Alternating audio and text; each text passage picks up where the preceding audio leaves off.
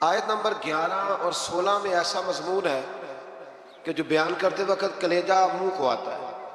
گھبرایا نہ کریں جب لوگ آپ کے بارے میں میرے بارے میں کوئی بات کریں، کوئی بھی مسلمان جب اس کے خلاف کوئی بات کرے تو گھبرائے نہ۔ سورہ نور 18واں پارہ آیت نمبر 11 سے 16 میں حضرت عائشہ صدیقہ پر جب منافقین نے الزام لگایا، اللہ اکبر، منافقین نے الزام لگایا، اس کا ذکر ہے۔ یارو حضرت عائشہ پر، مومنوں کی ماں پر منافقین نے الزام لگایا، اور میرے رسول کریم علیہ السلام کی آنکھیں آنسوؤں سے تار ہو گئی۔ ابو بکر صدیق نے گھر سے نکلنا چھوڑ دیا۔ حضرت عائشہ اتنی بیمار ہوئی کہ بستر سے اٹھ نہیں سکتی۔ او لوگو، اتنی فنکاری کہ رسول اللہ کے گھر تک دنیا پہنچ گئی۔ مولا علی شیر خدا آئے، عرض کرنے لگے سونیا فکر نہ کریں، جو رب آپ کے وجود پر مکھی نہیں بیٹھنے دیتا وہ ناپاک عورت آپ کے بستر پہ آنے دیتا ہے۔ یہ کیا بات ہوئی؟ صحابہ کرام تڑپ اٹھے، یارو یہ رنگ بھی ہے۔ میں کہتا ہوں یہ مضمون بیان نہیں ہو سکتا۔ میں نے کہا تھا مخلوق تو فنکار ہے اس درجہ کے پل بھر میں، سنگے در کعبہ سے بھی اصنام تراشے، تم کون ہو کیا چیز ہے داغ کبابی؟ لوگوں نے تو مریم پہ بھی الزام تراشے۔ لوگ باز آتے ہیں۔ پھر حضرت عمر فاروق اٹھے اور کہا ھذا بہتان عظیم، یہ چھوٹا الزام نہیں، یہ بڑا الزام۔ تو اللہ نے پھر اسی طرح سورہ نور کی آیت نمبر 11 سے 16 میں حضرت عائشہ صدیقہ پر اللہ مومنوں کی ماں کو ہم سے راضی فرمائے۔ بڑا درجہ ہے اس پاک عورت کا، بڑا مرتبہ۔ ساری جوانی رسول اللہ کے دین کے نام کر، بڑی خدمت کری، بڑی نوکری کری، بڑا کام کیا۔ حضرت مجدد الفسانی رحمت اللہ علیہ فرماتے ہیں جب میں حضور کے لیے سال ثواب کرتا نا، وہ چیز پکاتا ختم شریف، تو میں حضور کے اہل بیت کو صحابہ کئیوں کے نام لیتا، کئیوں کے نہ لیتا، سب کے لیے بھی نہیں جاتا۔ کہتے میں کئیوں کے نام لیتا لیکن کوئی معاذ اللہ بغض دعوت نہیں، ویسے میرے منہ سے نا حضرت عائشہ کا نام کبھی نکلا ہی نہیں، نہ میں نے لیا۔ تو کہتے ایک دن مجھے رسول کریم کی زیارت ہوئی تو حضور نے فرمایا تو میری عائشہ کا نام ہی نہیں لیتا، تجھے پتہ نہیں میں روٹی عائشہ کے گھر کھاتا ہوں اور تمہارے سالے ثواب ہی نہیں کرتا، وہ میرے لیے کھانے پکاتی ہے، میں اس کے گھر کھانا کھاتا ہوں۔ اور یہ وہ میرے محبوب کی پیاری زوجہ ہے کہ حضور نے فرمایا عائشہ میرے نکاح میں آنے سے پہلے حضرت جبریل نے مجھے تیرا نقشہ دکھایا تھا، گویا تیری فوٹو دکھائی تھی، اور فرمایا عائشہ جب تو مجھ سے راضی ہوتی ہے تب بھی مجھے پتہ چل جاتا، اور جب تو ناراض ہوتی ہے تو تب بھی پتہ چل جاتا۔ حضرت عائشہ کہنے لگی حضور میرے ماں باپ قربان ہو، آج بتائیں تو صحیح آپ کو کیسے پتہ چلتا ہے؟ تو حضور فرمانے لگے جب تو مجھ سے راضی ہوتی ہے نا تو کہتی ہے مجھے رب محمد کی قسم، اور جب تو ناراض ہوتی ہے تو کہتی ہے مجھے رب ابراہیم کی قسم۔ فرمایا رب ابراہیم کا بھی ہے، لیکن جب تو میرے نام سے رب کریم کو پکارتی ہے تو لگتا ہے آج تو بڑی راضی ہے۔ رسول کریم علیہ السلام کا وہ پیار، وہ محبت، 40 سال حضور کے بعد وہ حیات رہی، چوتھا حصہ دین میرے رسول کریم کا ہی امت کو انہوں نے پہنچایا۔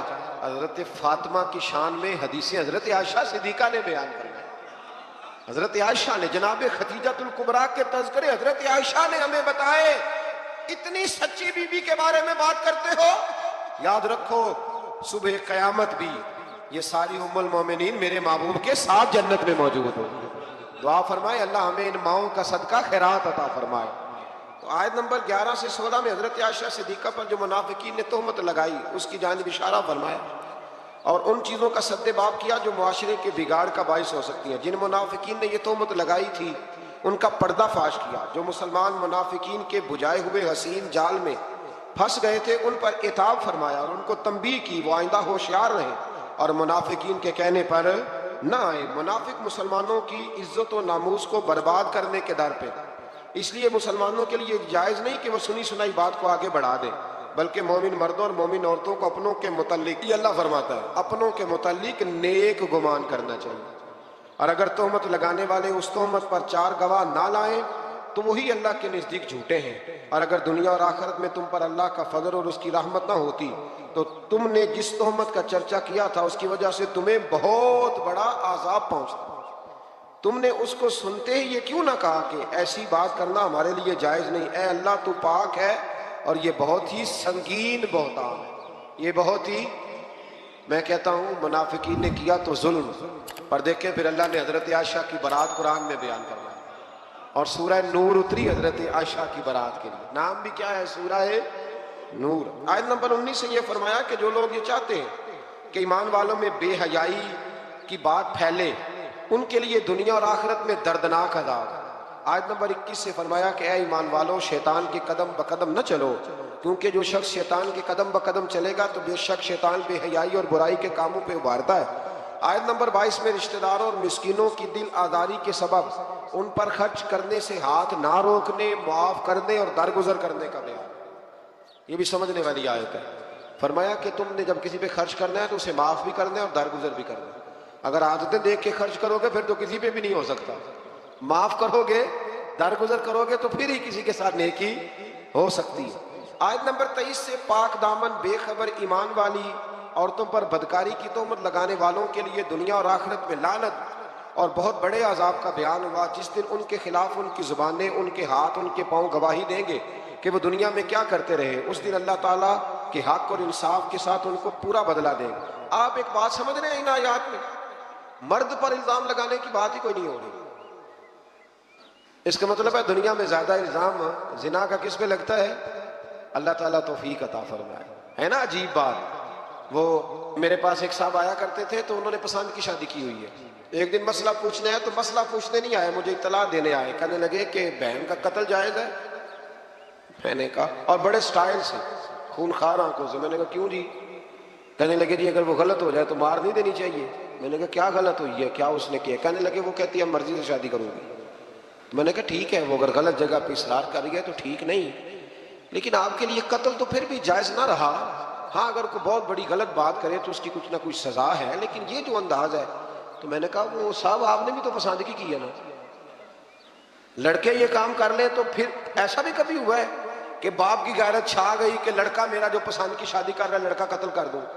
لڑکوں کو کیوں نہیں قتل کرنے نہیں چاہیے، لیکن میں مثال دے رہا ہوں. وہاں نہیں غیرت جاگتی؟ لڑکے کے پاس 15 عورتوں کے نمبر ہو تو وہ پاک کا پاک ہے، اور بچی پر شک بھی گزر جائے، شک بھی، وہ جی طلاق ہو گئی. ہمارے پاس کیس آتے ہیں طلاق کیوں جی؟ اس کے موبائل پہ ایک میسج نکل آیا تھا کسی غیر کا، اس نے پوچھا تھا کیا حال ہے. تو میں نے کہا وہ ضروری ہے، کوئی تنگ کرنے کے لیے بھی تو ایسا کر سکتا ہے، لیکن 1 منٹ لگتا ہے. تھوڑا سا ڈرنا چاہیے اللہ تعالیٰ سے، تھوڑا خیال کرنا چاہیے. اس کا مطلب ہے زیادہ تہمت عورتوں پہ لگتی ہے. عورت کو اسلام نے بڑی عزت دی، عورت کو اسلام نے بڑی عزت دی ہے. کبھی اسے بیٹی بنایا، کبھی بہن بنایا، کبھی اسے کہا یہ جب تیرے نکاح میں آئے گی تو تیرا ایمان مکمل کر دے گی. ایمان کے مکمل ہونے کا سبب ہے اتنا بڑا درجہ بی بی کا. اور پھر میرے رب کریم کے محبوب نے فرمایا کہ اللہ تعالیٰ نے نا جنت ہی ماں کے قدموں کے نیچے رکھ دی. تھوڑا خیال کریں، اکرام کریں، احترام کریں. اللہ توفیق عطا فرمائے. پھر آیت نمبر 30 سے مسلمان مردوں کو یہ حکم دیا کہ وہ اپنی نگاہیں نیچی رکھیں، اپنے شرمگاہوں کی حفاظت کریں. اسی طرح مسلمان خواتین کو حکم دیا کہ اپنی نگاہیں نیچی رکھیں اور اپنی عصمت کی خود حفاظت کریں. اپنی زیبائش کو، اپنے فیشن کو ظاہر نہ کریں. اپنی زیب و زینت دکھانی ہو تو صرف اپنے خامد کو دکھائیں، یہ اللہ نے منع کر دیا. اور جسم کے جس حصے کا پردہ ممکن ہو جیسے ہاتھ اور پیر، ان کے سوا باقی جسم کو ڈھانپ کر رکھیں اور اپنے گریبانوں کو دوپٹوں سے چھپائے رکھیں، یہ اللہ قرآن میں فرمایا. اور اپنے خامد اور اپنے محارم یعنی جن سے نکاح نہیں ہو سکتا، جیسے بھائی ہے، بیٹا ہے، باپ ہے، اور اپنے نوکر اور کم اور ناسمجھ بچوں کے سوا اپنے بناؤ سنگار کو کسی کے سامنے ظاہر نہ کریں. اور زمین پر زور سے پاؤں مار کے نہ چلیں. عورتوں کو حکم مل رہا ہے، عورتیں توجہ کریں تاکہ ان کی پوشیدہ زیب و زینت ظاہر نہ ہو. اور ان تمام برائیوں سے اللہ کی بارگاہ میں توبہ کرنے پر کامیابی ہے. آیت نمبر 32 سے فرمایا کہ تم اپنے بے نکاح مردوں اور عورتوں کا نکاح کر دو، اور اپنے باصلاحیت غلاموں اور باندیوں کا اگر وہ فقیر ہوں تو اللہ ان کو اپنے فضل سے غنی کر دے گا. جو لوگ نکاح کی گنجائش نہیں رکھتے وہ اپنی عفت اور پاکیزگی برقرار رکھیں حتیٰ کہ اللہ تعالیٰ انہیں اپنے فضل سے غنی کر دے. اللہ تو فرما رہا ہے نکاح کر دو غنی ہو جاؤ گے. تو ابا جی کہتے ہیں جنہیں دیر تکر پیروں تے نہ کھلوتا اگر کتے کھلا دیے. یہ عجیب بات ہے نا جی، وہ پیروں تے پتہ نہیں اس نے کب کھڑے ہونا ہے. آپ بچوں کی شادیاں جلدی کریں تاکہ بہت سارے گناہوں کا دروازہ ویسے ہی بند ہے. آیت نمبر 35 میں فرمایا اللہ آسمانوں اور زمینوں کا نور ہے، پھر اس نور کی وضاحت بھی بیان کی. آیت نمبر 37 سے اللہ تعالیٰ نے اپنے گھروں میں اللہ کا ذکر کرنے پر ان مسلمانوں کی تعریف کی جن کو تجارت اور خرید و فروخت اللہ کے ذکر کرنے، نماز پڑھنے اور زکوٰۃ ادا کرنے سے غافل نہیں کرتی. وہ اس دن سے ڈرتے ہیں جس میں دل اور آنکھیں الٹ پلٹ ہو جائیں۔ اللہ نے تعریف کی ہے، فرمایا کاروبار بھی پورا کرتے ہیں، میری عبادت بھی صحیح کرتے ہیں، زکوٰۃ بھی وقت پہ دیتے ہیں۔ ہم یہ کہتے ہیں کہ نہیں سارا کچھ چھوڑیں گے تو عبادت ہوگی، اللہ نے تعریف کی، فرمایا ڈیوٹیاں بھی کرتے ہیں اور رب بھی۔ آیت نمبر 39 میں کافروں کے اعمال کی مثال کو اس طرح بیان کیا گیا کہ وہ زمین میں چمکتی ہوئی اس ریت کی طرح ہے جس کو پیاسا دور سے پانی گمان کرتا ہے۔ ریت دور سے دیکھے نا چمکتی تو کیا لگتی ہے؟ اسی طرح کافروں کے اعمال ہے، حتیٰ کہ وہ جب اس کے قریب پہنچتا ہے تو کچھ نہیں پاتا، اور وہ اللہ کو اپنے قریب پاتا ہے جو اس کا پورا حساب چکا دیتا ہے ان کے اعمال کا۔ گہرے سمندر کی تاریکیوں کی مثل ہے جن کو تہ در تہ موج ڈھانپے ہوئے ہے، اس کی بعض تاریکیاں بعض سے زیادہ ہیں، جب کوئی اپنا ہاتھ نکالے تو اس کو دیکھ نہ سکے۔ جس کے لیے اللہ نور نہ بنائے اس کے لیے کوئی نور نہیں ہے۔ آیت نمبر 51 پہ آتے ہیں، فرمایا جو لوگ اللہ اور اس کے رسول کی اطاعت کرتے ہیں اور اللہ سے ڈرتے ہیں اور اس کی نافرمانی سے بچتے رہتے ہیں تو وہی لوگ کامیاب ہونے والے ہیں۔ اس آیت کے بارے میں حضرت عمر فرمایا کرتے تھے یہ جوامع الکلم آیت ہے، اور ایک رومی جو نیا مسلمان ہوا تھا اپنے ایمان لانے کا سبب اسی آیت کا تمام کتب مقدسہ کی تعلیمات اور احکام کا جامع ہونا بیان فرمایا گیا۔ یہ ایک آیت کہ جو لوگ اللہ اور اس کے رسول کی اطاعت کرتے ہیں، اللہ سے ڈرتے ہیں اور نافرمانی سے بچتے ہیں، اللہ سے ڈرتے ہیں اور نافرمانی سے بچتے ہیں، یہ لوگ کامیاب ہیں۔ آیت نمبر 53 میں فرمایا کہ منافقین اللہ کی خوب پکی قسمیں کھا کے کہتے ہیں کہ وہ جہاد کے لیے ضرور نکلے، بڑی پکی قسم کھاتے ہیں، ہم جہاد کے لیے ضرور جائیں گے۔ آپ کہیں گے کہ زیادہ قسمیں نہ کھاؤ، تمہاری اطاعت کی حقیقت ہمیں معلوم ہے، آپ کہہ دیں حبیب ان سے کہ نہ کھاؤ زیادہ قسمیں، ہمیں پتہ ہے تم نے کتنا جانا ہے۔ آیت نمبر 55 میں اہل ایمان کو یہ بشارت دی کہ اللہ تمہیں زمین میں ضرور خلافت عطا کرے گا اور ضرور بالضرور اس دین کو محکم اور مضبوط کر دے گا۔ تم نماز قائم کرو، زکوٰۃ ادا کرو اور اخلاص کے ساتھ رسول کریم علیہ السلام کی اطاعت پر ڈٹے رہو، اللہ تمہارے خوف اور پریشانی کو حالت امن اور سکون سے بدل دے۔ آیت نمبر 58 سے پردے کے احکام کی وضاحت فرمائی کہ تمہارے نوکروں اور نابالغ بچوں کے لیے بھی 3 اوقات میں اجازت حاصل کرنی ضروری ہے۔ نماز فجر سے پہلے، ظہر کے وقت جب تم اپنے فالتو کپڑے اتار دیتے ہو، عشاء کی نماز کے بعد جب تمہارے لڑکے بلوغت کی عمر کو پہنچ جائیں تو ان کو بھی اجازت طلب کر کے آنا چاہیے جیسا کہ ان سے پہلے مرد اجازت طلب فجر سے پہلے، ظہر کے وقت، اس وقت بھی کچھ لوگ سویا کرتے تھے، اور عشاء کی نماز کے بعد جب بھی کوئی گھر میں جائے تو کیا کرے؟ کہتے اپنے گھر جان دی بھی اجازت لو، ہاں وہی تو اجازت لینی ہے، آپ اجازت لیں۔ جو بھی کسی کے آرام کا وقت ہو نا اس میں آپ بے دھڑک نہ چلے جائیں، اس لیے کہ نہ جانے کوئی کس حالت میں ہو، اللہ سمجھنے کی توفیق عطا فرمائے۔ آیت نمبر 60 سے فرمایا جو بوڑھی عورتیں جو نکاح کی امید نہیں رکھتی ان پر اضافی پردہ اور حجاب کا اہتمام نہ کرنے میں کوئی گناہ نہیں، لیکن اگر وہ اس میں بھی احتیاط کریں تو ان کے لیے زیادہ افضل ہے۔ ایسی بوڑھی عورت جو نکاح کے قابل نہ رہے اس پر حرج کوئی نہیں، لیکن کرے گی پردہ تو اس کے لیے بھی بہتر ہی ہے۔ یہاں بڑی جلدی لوگ اس سے گنجائش لے لیتے ہیں، جو میں نے کہا ہے اس پر غور کیجیے۔ آیت نمبر 61 میں معذور لوگوں اور دیگر مسلمانوں کو اپنے والدین، رشتہ داروں اور دوستوں کے گھر سے کچھ کھا پی لینے کی اجازت دی گئی ہے۔ اس کے بعد اکیلے اور مل کر کھانے کی اجازت ہے، اور گھر داخل ہوتے وقت گھر والوں کو سلام کرنے کا بیان۔ پتر نہ سلام لوے تو وہ شامت آ جاندی، نہیں پتہ سلام لئی دا ہے، اگر ابا جی نہ لے تو چلے میں اگلی بات ہی نہیں کرتا، چونکہ مسئلہ نہ بن جائے کوئی۔ ابا جی کو بھی تو لینا چاہیے سلام، کے نہیں؟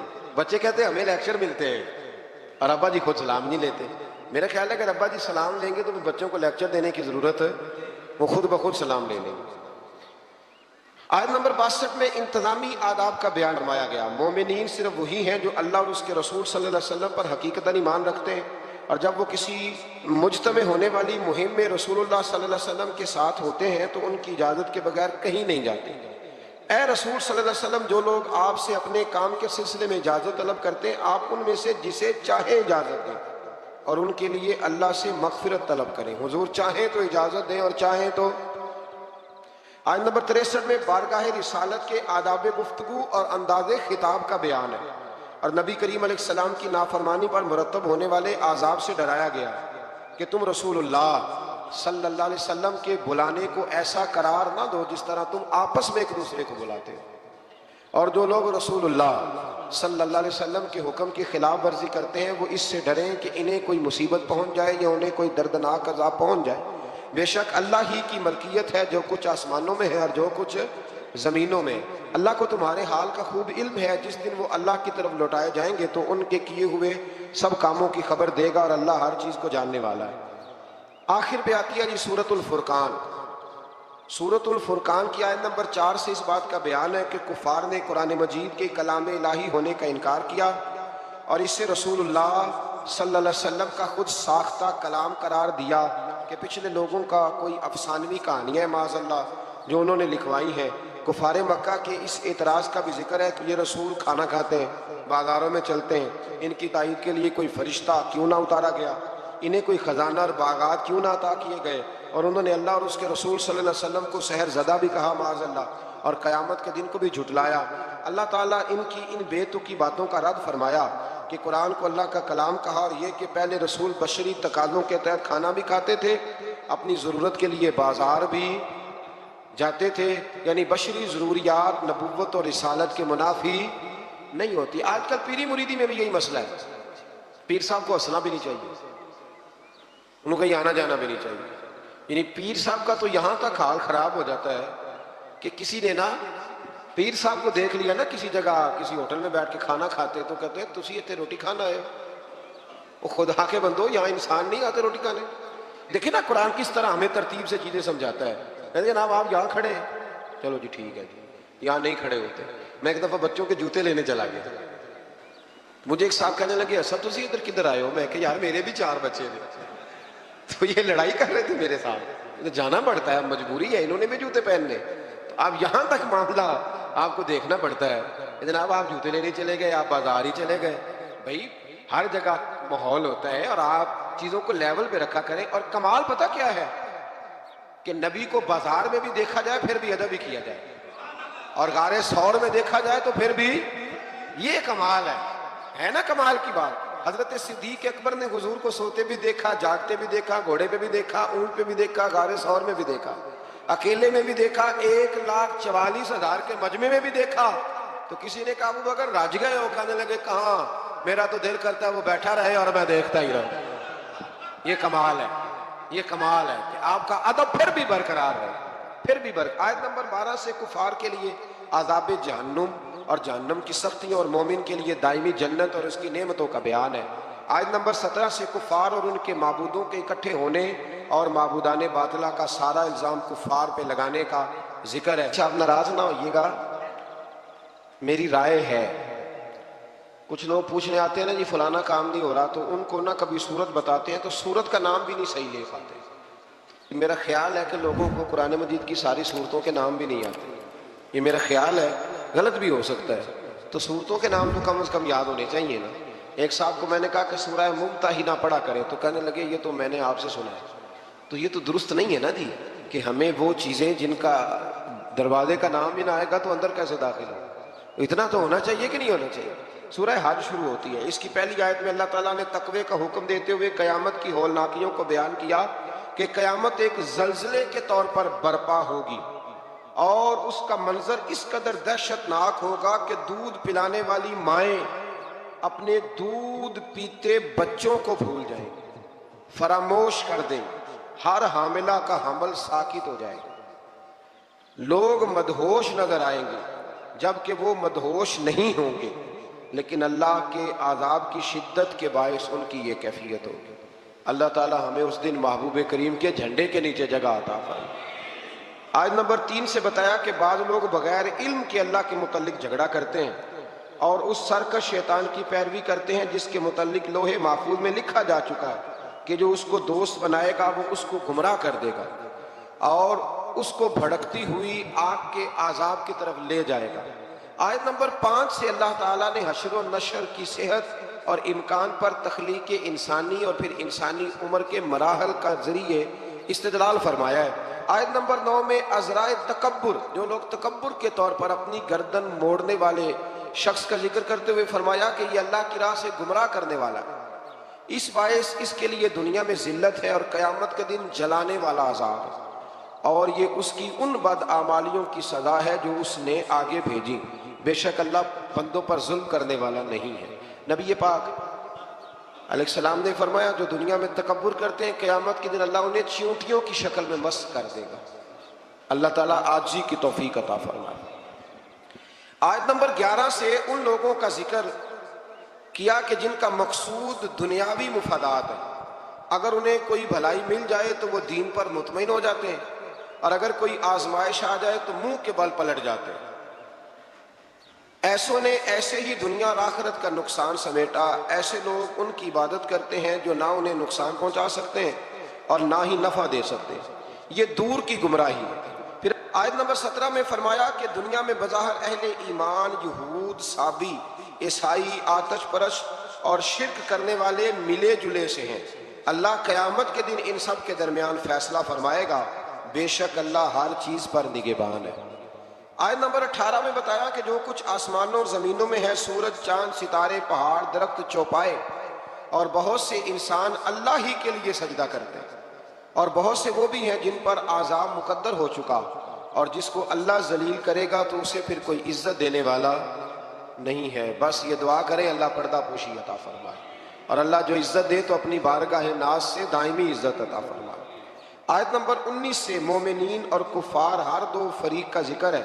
کفار کے لیے دردناک عذاب اور مومنین کے لیے اخروی نجات اور نعمتوں کا ذکر ہے۔ آیت نمبر 25 سے فرمایا کہ جن لوگوں نے کفر کیا اور اللہ کے راستے سے اور اس مسجد حرام سے روکنے لگے جس کو ہم نے لوگوں کے لیے مساوی بنایا، خواہ وہ مقامی ہو یا باہر سے آئیں، جو اس مسجد حرام میں ظلم کے ساتھ زیادتی کا ارادہ کرے گا ہم اس کو دردناک عذاب سکھائیں گے۔ اگر اللہ تعالیٰ کسی گروہ کو وہاں حکومت دے دو تو اس کو یہ حق نہیں پہنچتا کہ وہ دوسروں کو ذلیل کرے، یہ اللہ نے قرآن میں بیان کر دیا۔ فرمایا جو مسجد حرام میں کسی کے ساتھ ظلم اور زیادتی کرے گا اللہ اسے دردناک عذاب دے گا۔ ہم یہاں بیٹھ کے کم سے کم بات کرتے ہیں، آپ کو پتہ ہے معتدل بات کرتے ہیں، ہماری خواہش نہیں ہوتی، ہم اپنی بات کرتے ہیں، کسی کو چھیڑتے نہیں، لیکن کیا وہاں بیٹھے لوگوں کا بھی تو یہ حق بنتا ہے کہ نہیں بنتا کہ وہ بھی کوئی اختلافی بات نہ کرے؟ یا اگر کوئی بات کر دیا تو پہلے پوچھ لیں، لیکن اگر وہ ہمارے بزرگوں کے نام اس طرح لے کے توہین ہو، توہین یعنی نام لیتے وقت وہ توہین کے لب و لہجے کو اختیار کریں تو یہ ظلم ہے، یہ زیادتی ہے، یہ ایک جبر ہے۔ یعنی باقی امیر ملکوں کے لوگ اگر گروپوں کی شکل میں آئیں تو وہ ٹھیک ہے، لیکن اگر غریب ملک کے 4-5 لوگ کٹھے آ جائیں تو وہ کٹھے رہ سکتے، یہ ظلم ہے، یہ زیادتی ہے۔ اللہ تبارک و تعالیٰ صبح قیامت اس کا حساب لے گا، رب کریم نے قرآن میں بیان فرما دیا۔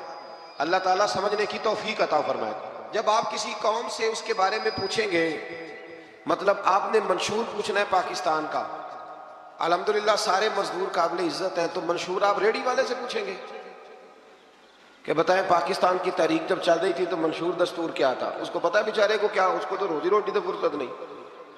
تو آپ اس شعبے کے بندے سے بات کریں۔ آپ نے جب اہل سنت کا عقیدہ پوچھنا ہے تو آپ کسی جاہل کو پکڑ کے پوچھیں گے، کسی ان پڑھ بندے کو پوچھیں گے؟ ایک جاہل آدمی کو کھڑا کر لیا جاتا ہے، اسے پوچھتے ہیں جی فلانی فلانی بات بتا، تو وہ بیچارہ کیا بتائے گا؟ اگر آپ میں اخلاقی جرت ہے تو پھر آپ اس طرح کریں کہ جو کسی مذہب کے نمائندے ہیں ان کے سامنے آ کے بات کریں اور ان سے آپ دلائل لیں اور نظریہ پوچھیں۔ لیکن ایک صاحب نے مجھ سے سوال کیا کہ آپ کہتے ہیں نبی پاک ہر جگہ موجود ہے، میں نے کہا تمہیں کس بیوقوف نے کہا؟ ہم تو یہ نہیں کہتے، ہم تو کہتے ہیں حضور اپنے مزار میں حیات ظاہری میں ہے، اور ساری دنیا کو اس طرح دیکھتے ہیں جس طرح اپنے ہاتھ کی ہتھیلی کو دیکھتے ہیں، اور جہاں چاہتے ہیں حضور تشریف لے جاتے ہیں۔ یہ ہم نے کب کہا ہے کہ اپنے وجود کے ساتھ نبی پاک ہر جگہ حاضر و ناظر؟ اتنا بڑا جھوٹ لوگ بولتے ہیں۔ ایک بڑا سیاںا بیانہ بندہ ہے ایک جماعت کا، اس کی کتاب میرے پاس ہے، اس نے لکھا ہے کہ یہ جو لوگ ہیں یہ اپنے پیر کو چھوٹا خدا مانتے ہیں۔ کبھی کہا ہے کسی نے؟ کیا فضول بات ہے، آپ مسلمانوں کے ذمہ وہ باتیں لگائیں گے جن کا دور دور تک کوئی تعلق ہی نہیں، اور پھر آپ کو ڈرنا چاہیے اللہ تعالیٰ۔ اسی طرح ایک صاحب ایک دفعہ مجھے ایک فلائٹ میں مل گئے، میں ملک سے باہر جا رہا تھا تو لمبا سفر تھا، تو لمبا سفر طرح فلائٹ لمبی ہوتی ہے تو بندے تھک جاتے ہیں، پھر وہ کوشش کرتے ہیں کوئی بندہ ملے جس کے ساتھ کو پونا گھنٹہ گپ شپ لگ جائے۔ تو اس نے مجھے دیکھ لیا، آ گئے، کہنے لگے جی آپ حضور کو عالم الغیب مانتے ہیں؟ میں نے کہا مننا میں وہاں پتہ تینوں ہے، یہ جی فلسفہ ہے نا بھائی، جو مانتا میں اس کا پتہ مجھے ہونا چاہیے، مانتا میں ہوں اور پتہ۔ میں نے کہا میں مانتا ہوں کہ آپ ہو؟ کہنے لگے نہیں آپ تو۔ میں نے کہا ہم حضور کو عالم الغیب نہیں مانتے، ہم نبی پاک کا علم غیب مانتے ہیں، حضور کا علم غیب، وہ علم غیب جو انہیں اللہ نے عطا فرمایا ہے، اللہ کا دیا ہوا علم غیب۔ عالم الغیب تو اللہ ہے۔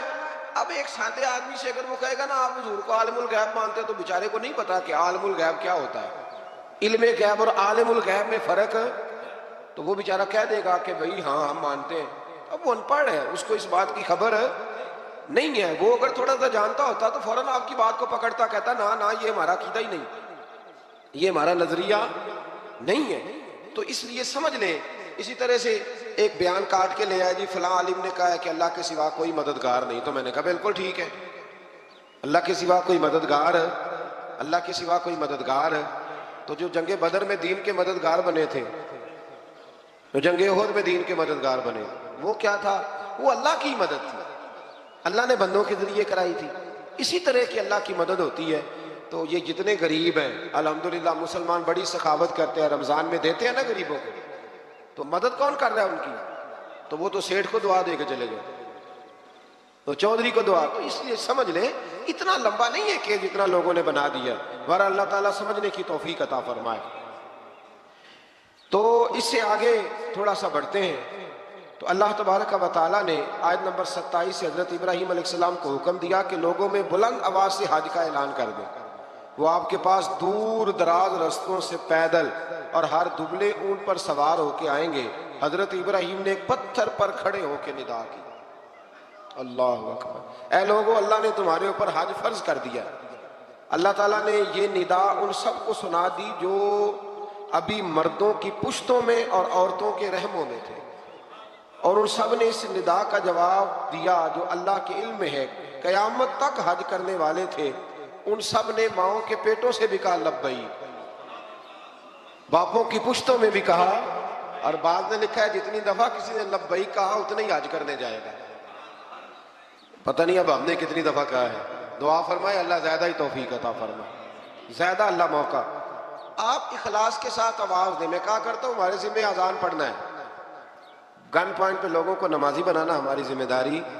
حضرت ابراہیم نے اس وقت آواز دی، حضرت ابراہیم نے بغیر لاؤڈ سپیکر کی آواز دی، تو رب نے ماؤں کے رحموں میں بھی آواز پہنچا دی۔ میں بڑا آدمی تو نہیں ہوں، چھوٹا ہوں، اور بڑا چھوٹا ہوں، اور یہ بات صرف آپ لوگوں کے سامنے نہیں کہتا، میں محسوس کرتا ہوں، میں اس کا قائل ہوں۔ مجھے پتہ ہے آپ میں سے جتنے لوگ ہیں، اللہ کے فضل سے میں باوضو بیٹھا ہوں، میں کسی ایک بندے سے بھی اپنے آپ کو افضل نہیں سمجھتا، میں اپنے آپ کو چھوٹا جانتا ہوں۔ مجھے خبر ہے اللہ تبارک و تعالیٰ معاف فرمانے والا ہے۔ تو میں کسی شخص میں سے بھی، آپ میں سے ایسا شخص جو ظاہراً مجھ سے عمل میں بھی کمزور نظر آتا ہے، لیکن میں جب اپنی طبیعت سے پوچھتا ہوں تو افضل جانتا ہوں۔ لیکن ہم نے چھوٹی سی مسجد میں بیٹھ کے دین کی بات شروع کی، کبھی کبھی نا دنیا کے آخری کونے سے بھی لوگ ہمیں فون کر لیتے ہیں، یعنی ایسے ایسے ملک کا نام لیتے ہیں کہ جو میں نے کبھی سنا بھی نہیں ہوتا، ایسے ایسے ملک کا نام لیتے ہیں۔ میں برطانیہ میں گیا تو مجھے، آپ یقین کریں، کچھ لوگ میرے گلے مل کے اس طرح روئے کہ جیسے بچھڑے ہوئے ہیں صدیوں سے مجھ سے۔ تو وہ کہنے لگے ہم تو خواب دیکھ رہے ہیں، آپ سامنے آ گئے۔ تو میرے ذہن میں یہی آیات آ رہی تھی کہ بندہ آواز دیتا ہے اور اس کو پہنچاتا میرا رب ہی ہے۔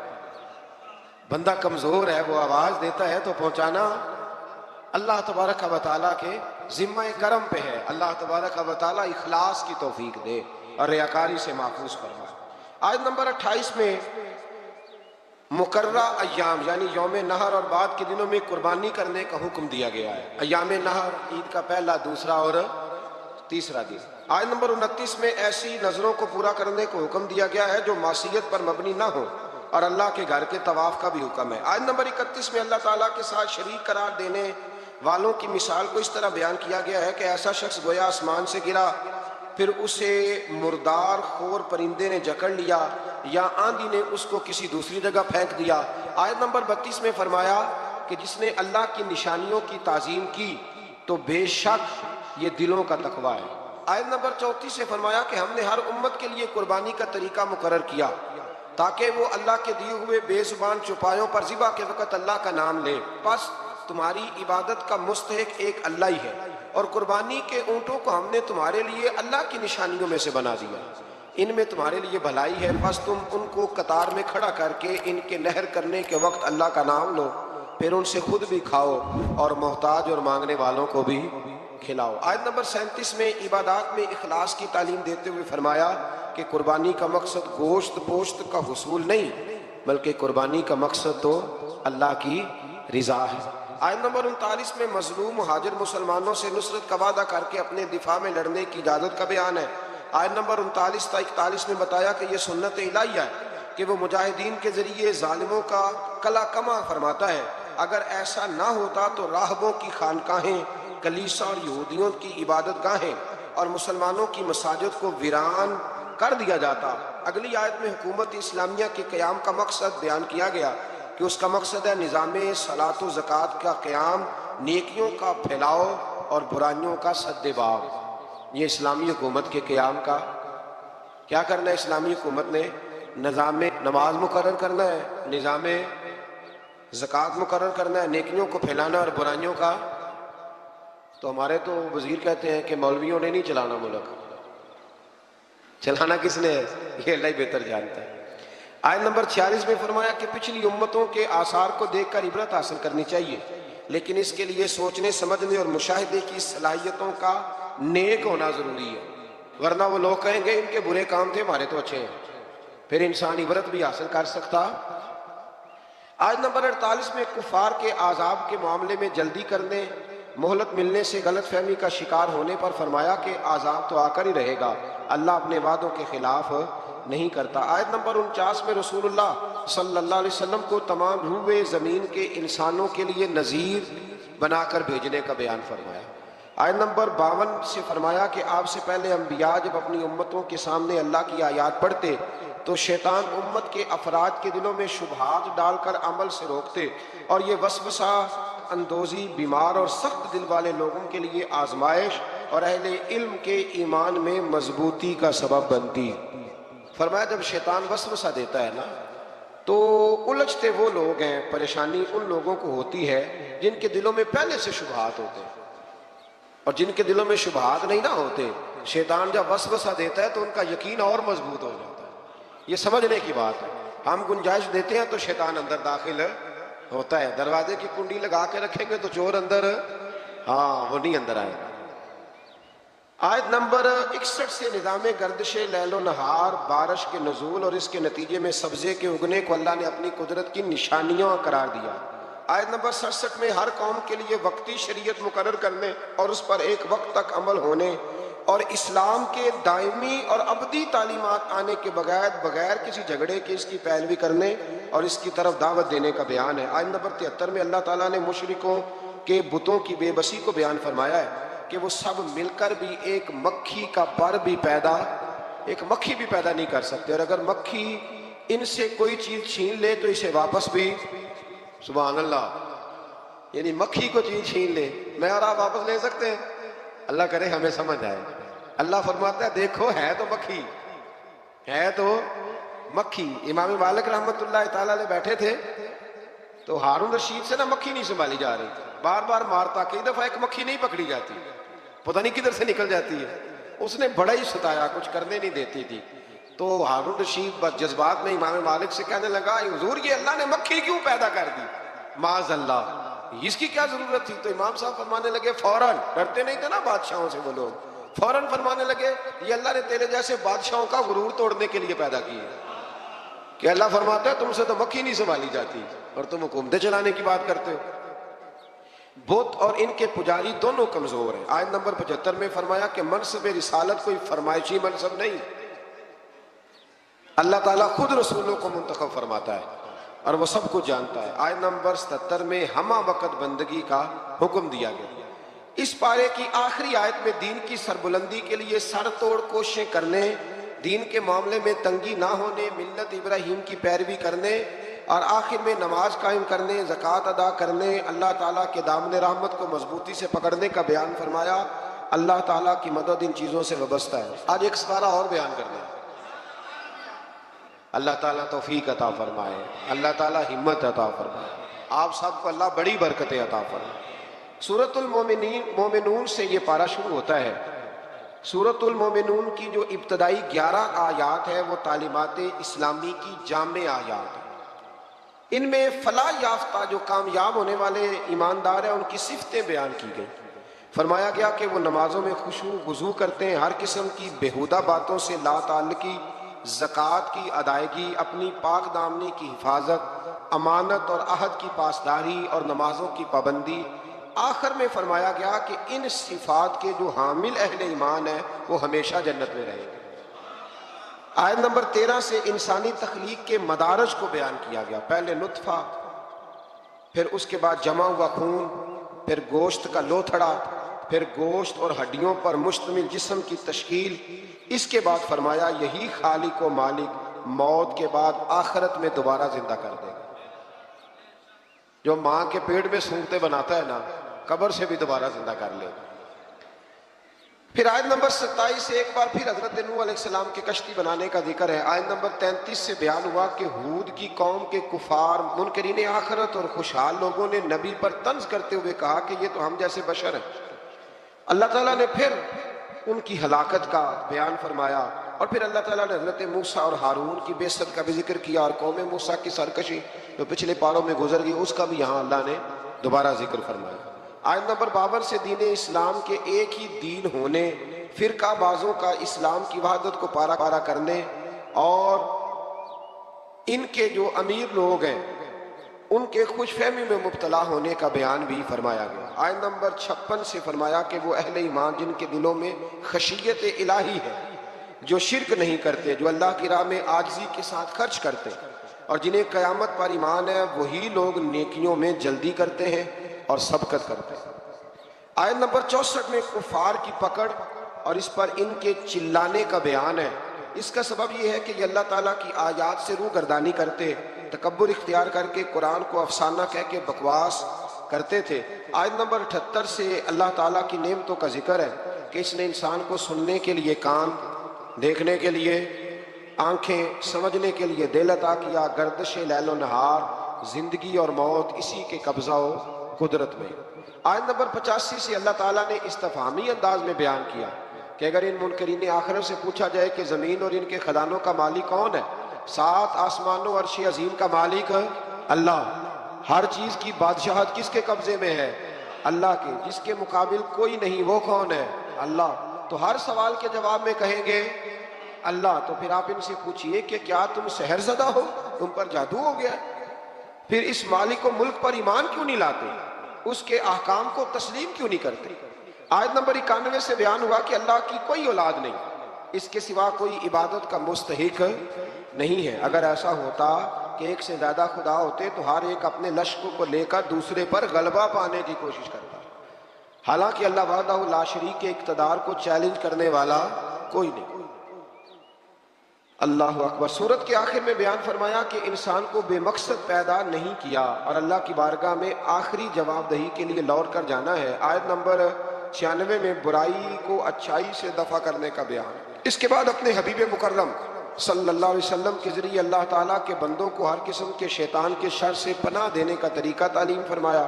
آیت نمبر 99 سے کفار کی موت کے وقت کی ندامت اور ان کے دنیا میں واپس جا کر نیک عمل کرنے جیسی ناممکنہ باتوں کی تمنا کرنے کا بیان بھی ہے۔ آیت نمبر 101 سے قیامت کے دن تمام رشتوں کے ختم ہونے اور اعمال کے سبب نجات ہونے کا ذکر ہے۔ میٹھا میٹھا ہے محمد کا نام، میٹھا میٹھا ہے محمد کا نام، ان پہ لاکھوں درود و سلام۔ وقت آئے خدا جائے دربار،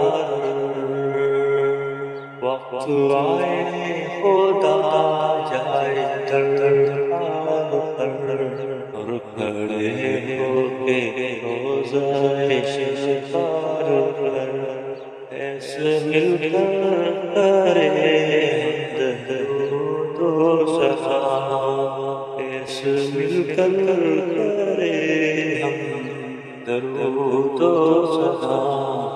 میٹھا میٹھا ہے محمد کا نام، ان پہ لاکھوں کروڑوں درود و سلام۔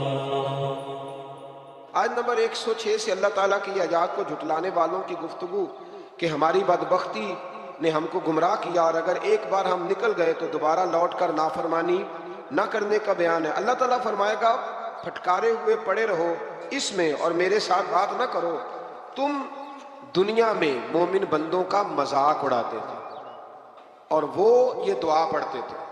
کافر مذاق اڑاتے تھے اور مومن کہتے ربنا آمنا، اے اللہ ہم تجھ پر ایمان لائے، فاغفر لنا ذنوبنا، ہمارے گناہوں کو بخش دے، ورحمنا، اور ہم پر رحم فرما، وانت خیر الراحمین، تو سب سے بڑھ کر رحم کرنے والا ہے۔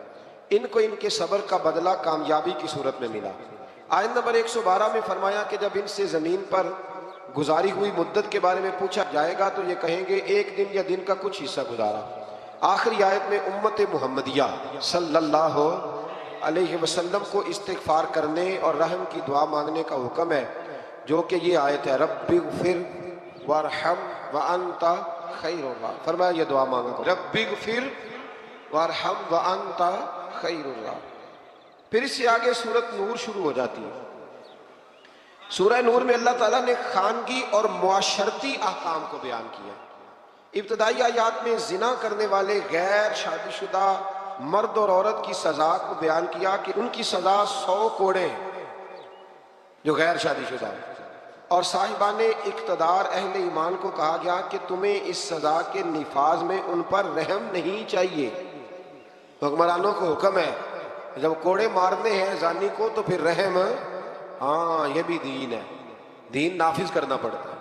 اور ہمارے یہاں نا بڑی اب ویڈیو آتی ہیں کہ وہ جی بچے رو پڑے جی بکری ذبح ہونے لگی نا جب، تو میں نے کہا یہ قوم جہاد کرے گی جو بکریوں کے ذبح ہونے پہ رو رہی ہے، اور وہ ویڈیو بنا رہا ہے ابا دیکھو میرے بچے کا بکرے سے کتنا پیار ہے۔ اور خدا کے بندے خیال کرے، جذبہ جہاد ہے، شوق ہے، جب دین نافذ کرنا ہے تو فرمایا پھر تم نے رحم والے جذبات نہیں رکھنے، اس کو یاد کر رکھے، اور تمہاری ایک جماعت اس سزا کے نفاذ کے وقت موجود ہو۔